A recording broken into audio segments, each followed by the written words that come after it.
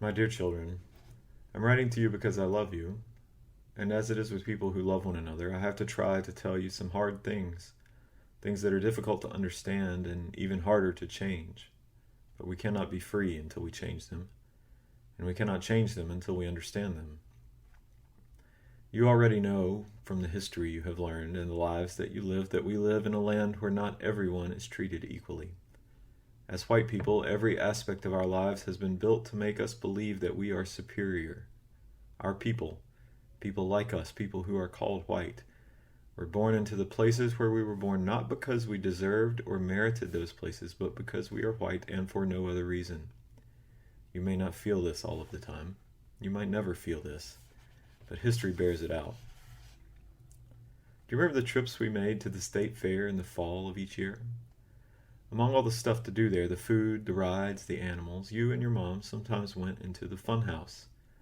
Along the path through the funhouse there were mirrors. One made you look like you had the legs of a giraffe. Another made you short and as wide as a hippopotamus. One made you look big and tall and wide, and it blurred everything else around you. The images in those mirrors are like how our culture works. Our culture, the culture of white people, distorts reality. It makes us see things differently than how they really are. In America, the funhouse mirror moves people around. It takes folks like us and moves us to the center of the reflection and moves people like our neighbors, people with more melanin in their skin, off to the edge. Sometimes it moves them out of the picture altogether. The mirror of our culture makes us and our families look bigger and more important, and our neighbors and their families look smaller and less important. You have already learned that this hurts our neighbors. We often talk about some of the ways that it hurts them. Sometimes they lose their homes, or they do not have enough food, or their families have to live apart from each other because of unfair laws and unfair policing. You know this, and you see it, and you hate it already, and I love that about you. But I need to tell you that although you cannot see it yet, this culture is harming you too, and me, and everybody who thinks they are white.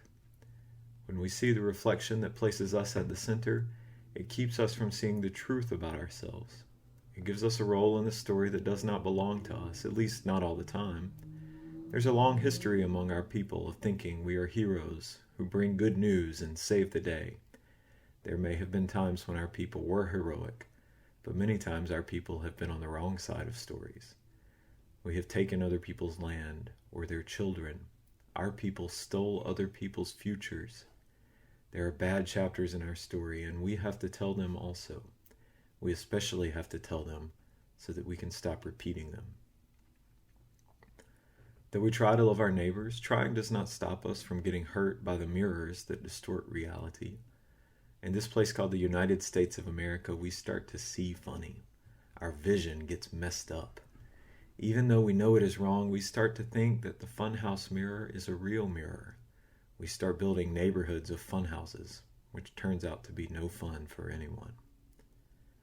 This is hard to understand, dear ones, and it keeps getting deeper.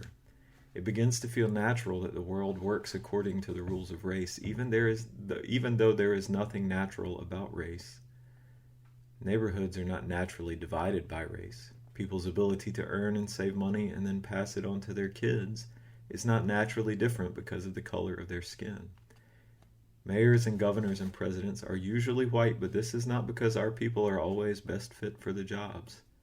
And we don't have superior hearts or pancreases, even though our neighbors have heart disease and diabetes more frequently than our families do. All of these differences have come about because of decisions our ancestors made when they were building the United States and its culture. And those decisions have a cost. Choosing one thing requires leaving something else behind. Some of the costs of the cultural and political and economic and theological decisions that our ancestors made along the lines of race are easy to see. You know already that our neighborhood is being torn apart by gentrification and the forced movement of people we love. You know some of the history of our city, that this is not the first time forced movement has happened. You don't know the fancy terms for it yet, but you know how unfair rules have been forced on our neighbors. You have seen the violence done by policy. Together we are learning to name that violence: health disparities, lack of opportunity, the education gap, mass incarceration, the school to prison pipeline. Learning to name those issues is important, dear ones, but learning only matters if it moves you to act. The first act is to turn around, to stop looking in the funhouse mirror, to face the other way and to see the world as it really is and to see our place in it and to run towards freedom. I would like for us to run together.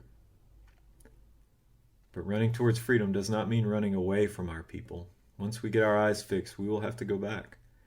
You see, white folks have been using the funhouse as home base. They even send out missionaries from there and get other people to think those crazy mirrors are real. Together we have to return to them and to the mirrors of distortion and preach some good news.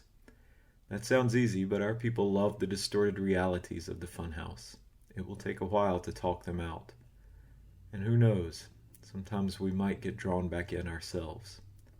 But if we stick together and pray together and sing together and listen to what we have heard our neighbors teaching us, we will start taking that funhouse down piece by piece until it is no more. And when we finish, we will look out at the crowds at the carnival, and they will be so beautiful. My God, they are beautiful. And finally, we will get to be a part of them. The work will be hard. It may be dangerous, for the demand of white folks above all else is that we keep the silence and maintain the lies of race. But we have lived too long near the ugly underside of those lies. We cannot be silent anymore. We will not be silent anymore. Besides, we come from a long line of malcontents and ne'er-do-wells from the rolling hills of the Piedmont of North Carolina. We owe it to them, and we owe it to ourselves, and we owe it to our neighbors to finally rebel for the right reason. Yours in love.